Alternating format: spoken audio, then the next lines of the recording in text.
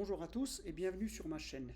Aujourd'hui, je vais vous parler de l'importance de maîtriser la langue du pays dans lequel on compte s'expatrier. Donc c'est un sujet, je pense, très important. Dans mon entourage, mes amis, tous ceux qui ont un désir de s'expatrier voient l'apprentissage d'une nouvelle langue comme un obstacle presque insurmontable. Donc ça les rebute. Alors je suis ici pour vous donner quelques pistes. Alors, actuellement, les destinations privilégiées des gens qui désirent s'expatrier, c'est l'Asie du Sud-Est, comme par exemple la Malaisie, la Thaïlande, qui représentent énormément d'avantages en termes de sécurité, coût de la vie, climat. C'est la raison pour laquelle c'est une des destinations préférées pour les expatriés. L'autre destination, c'est l'Amérique latine, donc tout ce qui est l'Amérique latine, qui parle essentiellement espagnol ou portugais dans le cas du Brésil. Alors, pour revenir à l'Asie du Sud-Est, qui est une très belle destination, autant vous dire que si votre désir de bien vous intégrer, ça passe par se faire de nouveaux amis, une connaissance, donc il va vous falloir maîtriser la langue du pays, par exemple le thaïlandais. Donc pour nous francophones, les langues asiatiques, ce sont vraiment des langues très très très difficiles à apprendre.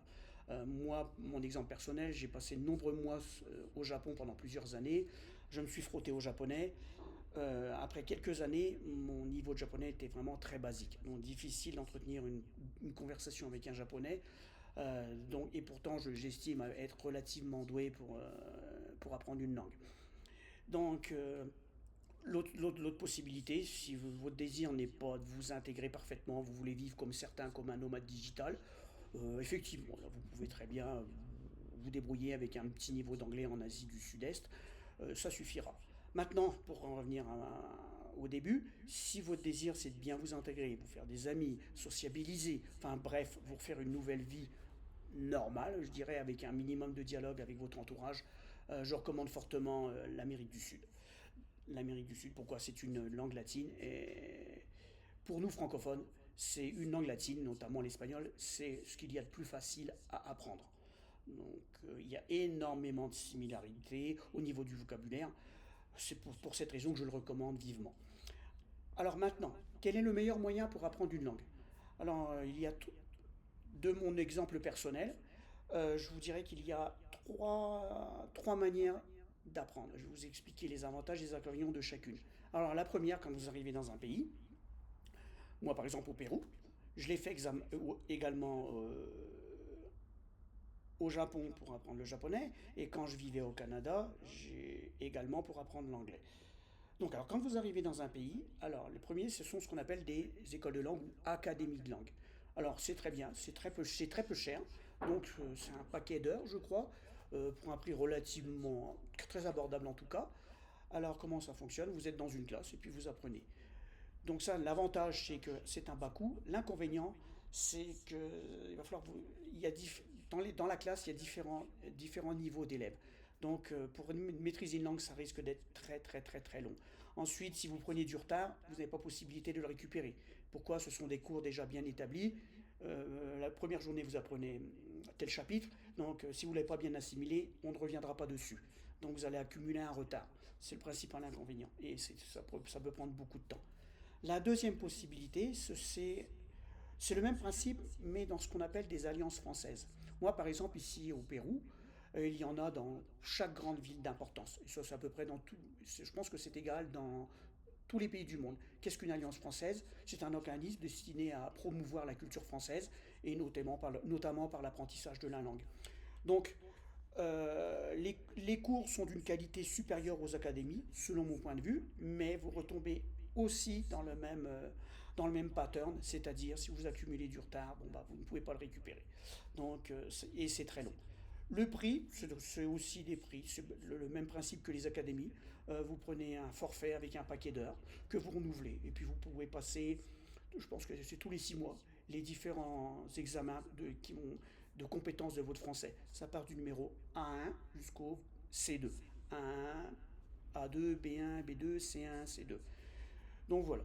Et la troisième possibilité que je recommande vivement, c'est ainsi que j'ai appris l'anglais au Canada, par la suite que j'ai amélioré mon japonais au Japon, et ici mon espagnol. Alors, c'est de choisir un professeur privé. Alors, l'inconvénient, c'est que c'est beaucoup plus cher, évidemment, Mais en réalité, c'est pas tout à fait plus cher, puisqu'en fait, le gain de temps que vous allez obtenir pour maîtriser la langue, vous allez passer probablement entre environ 3, ça ira 5 fois plus vite. Dans mon cas personnel, ça a été 5 fois plus vite. Quand je suis arrivé ici au Pérou, je connaissais à peu près 10 mots d'espagnol. C'est vous dire mon niveau plus que basique. J'ai choisi directement, j'ai décidé de prendre une professeure privée native. Alors la beauté de la chose au Pérou, c'est donc vous allez sur des sites pour rencontrer des professeurs. Alors ici, ce qu'il faut savoir, c'est que le premier cours d'évaluation est toujours gratuit. Donc pourquoi vous priver? Donc vous essayez quantité de professeurs, et le jour où vous tombez sur le ou la bonne professeur, avec qui vous sentez une bonne chimie, vous voyez que sa méthode d'enseignement vous convient, qui vous donne l'envie d'apprendre rapidement, bah bingo. Donc ça ne vous a rien coûté, la première classe. Donc c'est ainsi que j'ai rencontré une très bonne professeure, et après 3 mois de cours avec elle, à raison de 1 heure et demie par jour du lundi au vendredi, après 3 mois, mon espagnol était tout à fait fonctionnel. Je pouvais entretenir des conversations assez soutenues avec les gens, je me débrouillais parfaitement. Donc vous voyez, donc ça m'a peut-être coûté 2 ou 3 fois le prix par rapport à une académie ou une alliance française, mais ce qui m'aurait pris 1 à 2 ans dans une académie ou une alliance française, bah, en 3 mois, je l'ai réalisé avec une professeure privée. Donc au bout du compte, c'est une très grande économie. Donc c'est les conseils que je peux vous recommander. Voilà, donc ainsi se termine cette présentation. Et puis surtout, ne vous inquiétez pas, beaucoup voient ça comme un obstacle insurmontable à l'apprentissage d'une langue. Et d'autant plus que si vous êtes en immersion, vous pourrez vraiment mettre en pratique tout ce que vous allez apprendre. Ah, j'oubliais un petit détail important. Certains me disent, oui, mais est-ce que c'est réellement utile d'apprendre une langue quand on est en immersion? Est-ce que l'immersion suffit? Je vous dirais que non.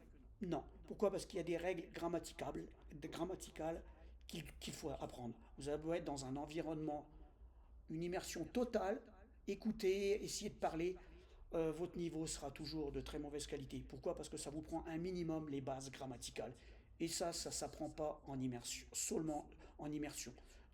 Donc il va vous falloir intégrer une école ou une professeure privée pour acquérir cette base grammaticale, qui est pour moi la clé du succès et qui est indissociable de l'immersion. Voilà, ainsi se termine cette vidéo. Je vous remercie beaucoup et à la prochaine. Bonne journée.